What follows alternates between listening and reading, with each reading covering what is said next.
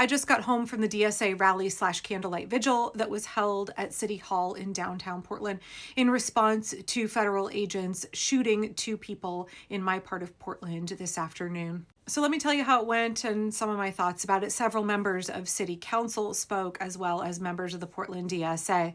Considering this event was thrown together in about an hour, it was cold, drizzly, there was a pretty significant turnout.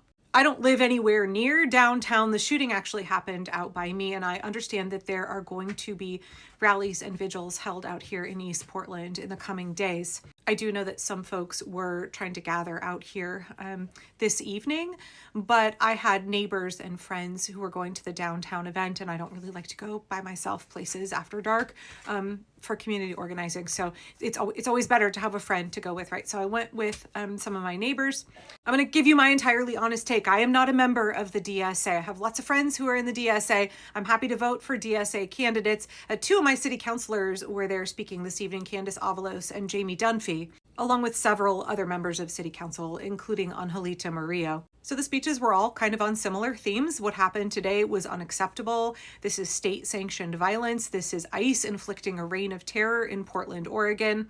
It was resounding condemnation of ICE's presence in our city and their illegal actions, their reign of terror. But likewise, I think there was a lot of frustration directed at elected officials on a federal level. City councilors and other speakers are frustrated with beyond frustrated with Congress. After all, who is taking tens of billions of our taxpayer dollars and using them to fund ICE, right? It's Congress that's not only allowing all of this to happen, they are funding it with our money, with our hard-earned money. It's Congress who's saying we don't have money for education, we don't have money for healthcare, but we have money to be spent all over this country. Gobs and gobs of money spent, what? Shooting you down in the street. Enacting state-sanctioned violence against Americans in cities across this country. Plenty of money for that. And there was just a repeat of this sentiment of like, elected officials aren't going to save us. They're not the ones keeping us safe right now at all, at least on a federal level, right? It's us. We're making sure that we keep our neighbors safe. It's us, regular, everyday, ordinary people who are showing up with phones and whistles. We are the ones feeding our neighbors. We are the ones who are looking out for each other because our government has utterly failed us. So all in all, I agree with all of the things that were said. I was a little bit frustrated. I understand this was put together very quickly. I felt like there were an awful lot of platitudes and not enough action items. I like tasks. Like, give me an actionable task. Tell me there's something meaningful that I can do to help, and like I'm going to go do it. So I agree. Sentiments like abolish ICE. Yes, absolutely. Abolish ICE! Abolish ICE! Abolish ICE! Abolish! ICE is only less than 23 years old. It was created in 2003. The Department of Homeland Security was created in 2003. One of the speakers said, DHS can't even rent a car yet, right? Like they're not that old. We functioned for 200 plus years as a nation without ICE and DHS. We created them after I got married, right? I was an adult. There's no reason we cannot uncreate them. There's no reason we cannot defund and abolish ICE. They're not bringing anything good to our country. They are just being used right now as Donald Trump's personal secret police operating above and outside the law. Earlier today, J.D. Vance made this claim that he was going to give complete immunity to the ICE agent that shot Renee down in the street in Minnesota yesterday. And I guarantee you they're going to try and offer immunity to the agent that shot the husband and wife here in East Portland. I have not heard an update on their condition. We do know that one was shot in the arm and the other was shot in the chest. We do know that the regime is lying and now saying that they're Venezuelan gang members. We also know that the regime is lying about Renee. That's what they do. They just lie because they have to, right? They have to play Darvo. They have to reverse victim and offender. They have to vilify people who are immigrants trying to live their lives. Regular American citizens, moms who are out there just trying to go about their lives and express our constitutional rights, right? You'll be gunned down in the street and the state will try to portray you as an enemy of the state. They'll try and portray you as a terrorist, as a gang member, as a thug, as a criminal. because they need a justification for why it is that they're gunning us down in the street. So I understand why elected officials this evening, city councilors, were saying like, hey, let's focus on the upcoming vote for Portland's basically like No Secret Police Act, right? It would ban law enforcement from obscuring their faces.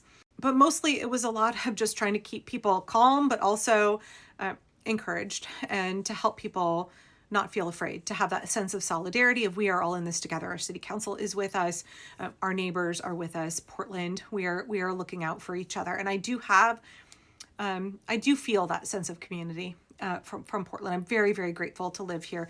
After the rally, I was texting with a friend who lives in another state, a very red state, and she was telling me how alone she feels, how isolated she feels. And I realize that here in Portland, we are very, very blessed to have neighbors who are like-minded, who care about each other, who care about human decency and compassion, about being on the right side of history, about doing the right thing, about caring for each other. So I am very grateful for that. And we need our elected leaders saying things like, we cannot allow this to be normalized. This is not okay. This is not normal. This cannot be the future of America, right? Like that's something I've been saying. It's really good to have elected officials saying likewise, right? Because the regime on a federal level, they want us to accept this. They want us to accept as the new normal that federal agents can just shoot you. And then J.D. Vance will give them immunity from any prosecution. You are not safe anywhere in the United States. You're not safe right now. And they want that to be like the status quo. They want you to accept that as the default everywhere. They want you to live in a constant state of fear and anxiety that going about your business, living your life means that ICE can gun you down in the street and get away with it. And should you be lucky enough to survive being shot by Donald Trump's secret police, then they will falsely charge you with domestic terrorism or assaulting federal agents. That's the future that they want for all of us in this country. So I think it's really good and important for elected officials to be like, no, we're not accepting this. None of us can allow this to be normalized. But at the same time, they're like, there aren't really any action items other than we want ICE out of Portland and we want ICE out of Oregon. Get the hell out of our city, right? Lots of like, fuck ICE, that kind of a sentiment. But what does that look like? What does that look like for our government on a state and local level to protect us? I think I want to talk about this in the next video, but we're seeing other states do things like Minnesota starting to mobilize the Guard.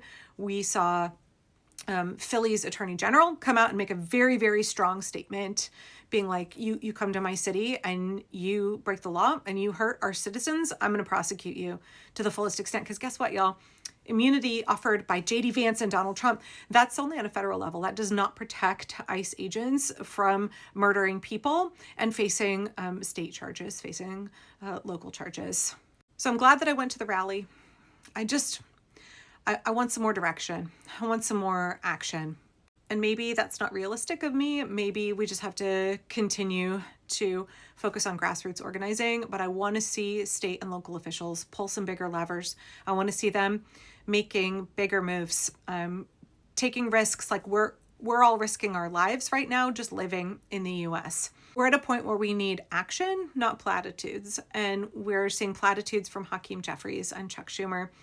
They're not talking about defunding ICE. They're not talking about doing anything to protect us. They're just saying, oh, we're in the minority, vote for us in the midterms and give us the majority and we'll stop all of this. But yeah, I would like a comprehensive plan for what it looks like for us to protect ourselves from state-sanctioned violence by the federal government. I would like to know what it looks like for state and local governments to protect the citizenry, to protect the residents from the tyranny of the federal government.